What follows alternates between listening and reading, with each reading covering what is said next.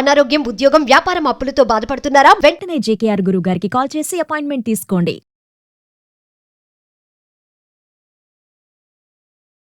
నమస్తే, welcome to Suman TV. నేను మీ ప్రేమ్. ఇవాళ మనతో ఉన్నారు బ్రహ్మశ్రీ డాక్టర్ జేకేఆర్ గురువు గారు, law of attraction, money coach, skill specialist, అంతేకాకుండా సార్ ఆస్ట్రాలజీ, హస్త సాముద్రిక స్పెషలిస్ట్. ఎటువంటి డేట్ ఆఫ్ బర్త్ లేకపోయినా కూడా మీ జాతకం సార్ చూస్తారనమాట. సార్ అడిగి కొన్ని విషయాలు తెలుసుకుందాం. నమస్తే. నమస్తే. ప్రతిరోజు మనకి కావాల్సింది పదే పదే అనుకుంటూ యూనివర్స్కి రిక్వెస్ట్ చేసినట్టు లేకపోతే అడుగుతున్నట్టు ప్రతి క్షణం దాని గురించి ఆలోచిస్తుంటే జరుగుతుందనేసి అంటుంటారు సార్. అది ఎంతవరకు నిజమంటారు? నిజంగానే జరుగుతుందా సార్ అసలు అలాంటి? వాస్తవంగా జరుగుతుందండి. అది ఎలా అంటే లా ఆఫ్ అట్రాక్షన్ లో టెలిపతి అని ఒక ప్రోగ్రామింగ్ ఉంది. దాని ద్వారా యూనివర్స్ తో మనం కనెక్ట్ అవ్వచ్చు. ఎలాగూ టెలిఫోన్లో మనం అమెరికాలో ఉన్న వాళ్ళతో కూడా ఎలా మాట్లాడుతున్నామో ఈ టెలిపతి అనే ప్రోగ్రామ్ ద్వారా ప్రతిరోజు విశ్వంతో మనం కనెక్ట్ అవ్వచ్చు. ఎలా అవ్వాలి? ఫస్ట్ మనం ఉన్న స్థితిని గుర్తించాలి. ఎలా అంటే ఫస్ట్ మీరు ఉదయం లేవగానే విశ్వాన్ని చూస్తూ, యూనివర్స్ని చూస్తూ, ప్రకృతిని చూస్తూ, ఓ అనంత విశ్వమా, నేను ఈ స్థితిలో ఉన్నాను, అందువల్లే నేను జీవితంలో ఇలా ఉండిపోయాను, ఇలా ఉండటానికి కారణం నేను చేసుకున్న తప్పులే, ఏ జన్మలోనో చేసిన యొక్క పాపకర్మల యొక్క ఫలితంగా ఈ జన్మలో నా స్థితి ఇలా ఉంది, అందు నేను గుర్తించాను, పశ్చాత్తాపడుతున్నాను. ఇది హార్ట్ఫుల్ గా రావాలండి. మాటలు లోపల నుంచి రావాలి, మాట నోట్లోంచి రాకూడదు, హృదయంలోంచి రావాలి. ఓ అనంత విశ్వమా అనే మాట మాట్లాడేటప్పుడు మీ హృదయం కదిలిపోవాలి. ఎవరైతే న్యాచురాలిటీగా అనంత విశ్వంతో మాట్లాడతారో ఈ టెలిపతి ద్వారా ఈజీగా మీకు అమెరికాలో ఉన్నాడు ఫోన్ చేస్తే ఎలా కనెక్ట్ అయ్యాడో యూనివర్స్ మీతో కనెక్ట్ అవుతుంది. ఈ విధంగా నన్ను క్షమించు, ఐఎమ్ సారీ, నన్ను క్షమించు, ఈ స్థితికి కారణం నేను చేసుకున్న యొక్క పాప కర్మల యొక్క ఫలితమే నేను ఇలాంటి స్థితిలో ఉన్నాను, నన్ను క్షమించు. ఇప్పుడు ఇచ్చిన ఆనందాలకి నాకు చాలా సంతోషంగా ఉంది, థ్యాంక్ యూ. ఇప్పుడు పొందుతున్న ఆనందాలకి నేను చాలా సంతోషపడుతున్నాను, థ్యాంక్ యూ. అలాగే నేను గత జన్మలో చేసిన పాప కర్మల యొక్క ఫలితంగా ఇది అనుభవిస్తున్నాను, దానికి నువ్వు నన్ను క్షమించానందుకు నీకు కృతజ్ఞతలు. నేను చేసిన తప్పుల్ని క్షమించమని అప్రూవల్గా మారాను, తప్పులు నేను గుర్తించాను, నేనే చేసుకున్నాను, నాకెవరు కీడు చేయలా, ఆ తప్పులు ఈ పనిష్మెంట్ అనుభవించడానికి కారణం నేనే అని ఎప్పుడైతే యూనివర్స్తో మీరు మమేకమై మాట్లాడతారో ఆ తర్వాత యూనివర్స్ క్షమించినట్లుగా ఫీల్ అయ్యి అందుకు నీకు కృతజ్ఞతలు, క్షమించినందుకు కృతజ్ఞతలు. ఈ విధంగా మీరు ఫీల్ అవుతూ ప్రతిరోజు ఒక మండలం రోజులు చేసి చూడండి. మీకు దేవుడి దగ్గర కూర్చుని కొంతమంది ఫోటో ముందు మొర పెట్టుకుంటూ ఉంటారు, కానీ కొన్నిసార్లు ఆ మొర ఆలకిస్తూ ఉంటారు, కొన్నిసార్లు ఆలకించట్లేదు, ఎన్ని మొర పెట్టుకున్నా మా మాట వింటలేదు అని చెప్తుంటారు. కారణం ఏమిటి అనంటే ఫోటో ముందైనా యూనివర్స్ ముందైనా కూడా ముందు గుర్తెరగవలసింది మీలో ఉన్న పరమాత్మని తెలుసుకోవాలి. Exactly correct. మీలో ఉన్న పరమాత్మకి ఈ దేవాలయం లాంటి దేహాన్ని గుర్తించాలి, ఈ దేహాన్ని పరిశుభ్రంగా ఉంచుకోవాలి, ఆరోగ్యంగా ఉంచుకోవాలి. ఎలాంటి ఆహారం తింటున్నావు రోజు?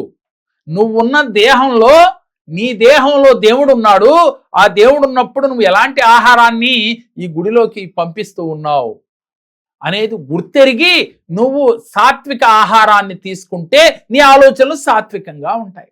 ఎప్పుడైతే సాత్వికంగా ఉంటున్నాయో నీ పనులు కూడా సాత్వికంగా ఉంటాయి.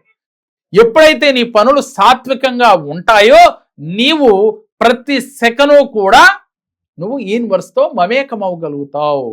ఎప్పుడైతే నీలో పశ్చాత్తాప భావం కలిగిందో, యూనివర్స్ ఉంది, భగవంతుడు ఉన్నాడని నువ్వు దృఢంగా నమ్మావో, నీ మనస్సు లోతుల్లోంచి నువ్వు యూనివర్స్కి, భగవంతుడికి అప్పీల్ చేసుకుంటావు, శరణాగతుడు అవుతావు. ఎప్పుడైతే భక్త కన్నప్ప ఎలా చేశాడో తెలిసిందే కదా. అంటే పరమేశ్వరుడికి కంఠంపడగ రక్తం కారుతుందని తెలుసుకుంటే ఈయన కన్ను తోడిగి ఆయనకి కన్నిచ్చాడే. అంటే అక్కడ ఏమిటి ఆయన భక్తి ఏమిటి అని అంటే, నేను నమ్మిన భగవంతుడికి కన్ను ఇబ్బంది పెడుతుంది, అందుకని నా కన్ను ఇవ్వాలి అని చెప్పి కన్ను తీసి కన్నిచ్చాడు. అంతటి మూఢభక్తి మీలో ఉండాలి. అలా అని మీ కన్ను తీసి కన్ను ఇవ్వక్కర్లేదు, కేవలం మీ మనస్సుని విప్పి ఆర్తితో చెప్పాలి. నీకు కోట్లు కావాలని అడుగుతున్నావు, కానీ ఆరోగ్యం కావాలని అడుగుతున్నావు, కానీ నువ్వు ఆర్తితో చెప్తూ ఉన్నావా? నువ్వు మనసా వాచా కర్మణ విశ్వసిస్తున్నావా? నేను చెప్పానో, ఇంకో గురువు గారు చెప్పారో, ఇంకో గురువు గారు చెప్పారో, ఏమని అడుగుతున్నావు? నాకు డబ్బు కావాలి యూనివర్స్, నాకు డబ్బు ఇచ్చావు, థ్యాంక్ యూ అని చెప్తూ ఉన్నావు. అలా కాదు. నువ్వు ఆర్తితో చెప్పావా లేదా? నీ మనస్సు నిండా, హృదయం నిండా నీవు మనస్ఫూర్తిగా నీ హృదయం కదిలిపోవాలి నీ నోటెంపడ మాటకి.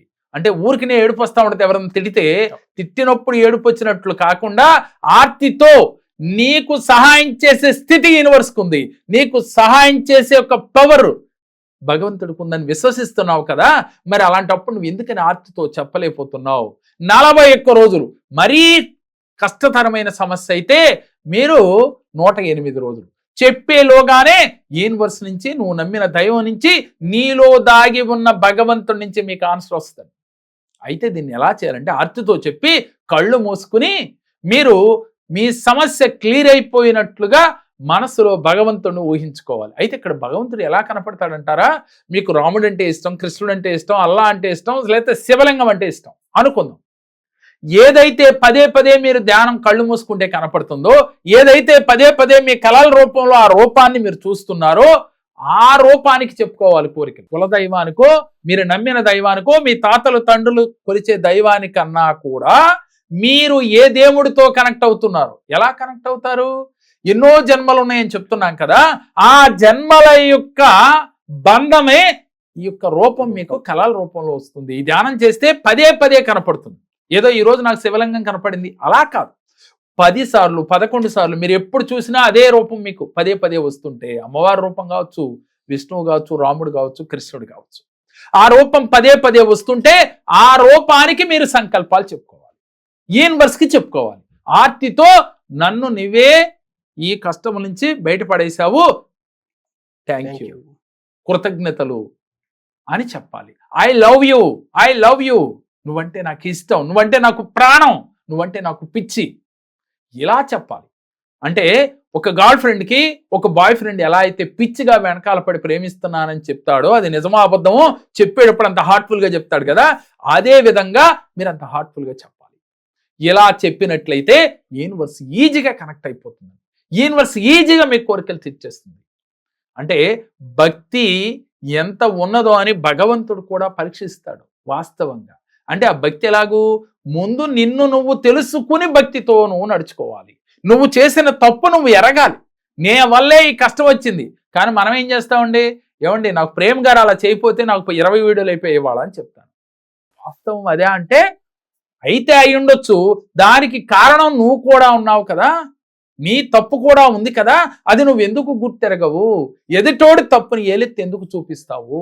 అది మానిన రోజు నీ తప్పును గుర్తించి నీ తప్పు గురించి పశ్చాత్తాపడితే, నా తప్పు వల్ల ఇలా జరిగింది అని నువ్వు గుర్తించి నువ్వు శరణాగతుడు అయితే, ఈ విధంగా యూనివర్స్ని, ఓ విశ్వమా నేను కోరింది నువ్వు ఇచ్చినందుకు నీకు కృతజ్ఞతలు, ఓ అనంత విశ్వమా నేను చాలా శక్తివంతుణ్ణి, నేను చాలా ధైర్యవంతుణ్ణి, నేను ఏదైనా సాధించగలను, నేను చాలా గొప్పవాడిని, ఇలా పాజిటివ్ వర్డ్స్ ప్రతినిత్యం చెప్తూ ఉంటారు, హార్ట్ఫుల్గా చెప్తూ ఉంటారు. చెప్తే తప్పకుండా యూనివర్స్ మీకు కనెక్ట్ అవుతుంది. మీరు ఏది కోరితే అది ఇచ్చి తీరు. Thank you sir, thank you sir. నమస్కారం. మా పాప వివాహ సంబంధం గురించి జేకే సార్ గారి దగ్గరికి వచ్చాము. ఆయన చెప్పిన రెమెడీస్ మంత్రాలు మేము ఉపయోగించాము. 3 నెలల లోపల అనుకున్న సంబంధం కన్నా ఒక గొప్ప సంబంధం రాగలిగింది. 3 నెలల లోపల మా సమస్యలన్నీ పరిష్కారం అయ్యి ఒక మంచి సంబంధం వచ్చి నేను అనుకున్న స్థాయి కన్నా మంచిగా చేయగలిగాను.